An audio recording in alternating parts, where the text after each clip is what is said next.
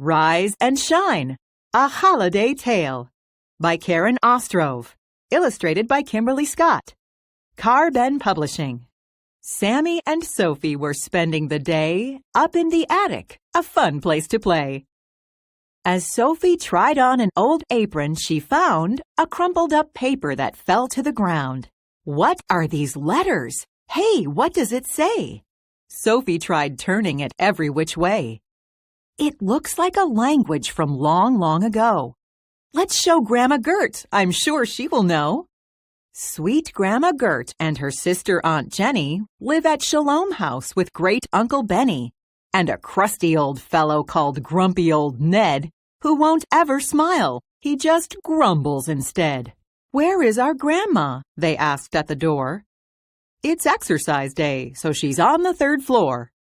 Grandma and Jenny were bending and stretching. Benny was clapping and Old Ned was kvetching. Grandma Gert, here's a mystery. Please take a look.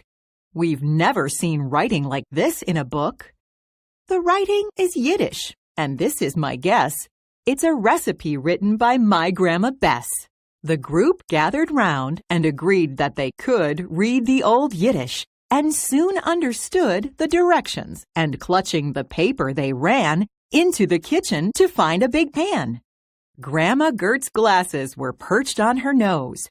She opened the cupboards and carefully chose, "Flour, my darlings, just fill this bowl up. Put in some water, it needs a full cup." Benny was watching and quick to advise. "Yeast goes in next. It will make this thing rise." Eggs and then oil were checked off the list. They reread the recipe. Nothing was missed. "Punch it and knead it," said Grumpy Old Ned. "Then roll it and braid it. It's challah, it's bread." Everyone braided with 3 strands or 4.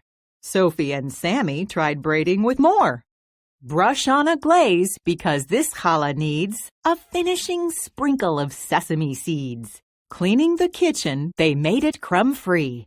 The challah was baking while Grandma made tea. Just for Shabbat, we made challah so fine, perfect with candles and grape juice or wine. Even Grumpy Old Ned broke out in a grin. A bubble of laughter burst out from within. "Come back next week to make more bread," he pleaded. "Your holiday visit was just what I needed. Here's a recipe for your Shabbat challah.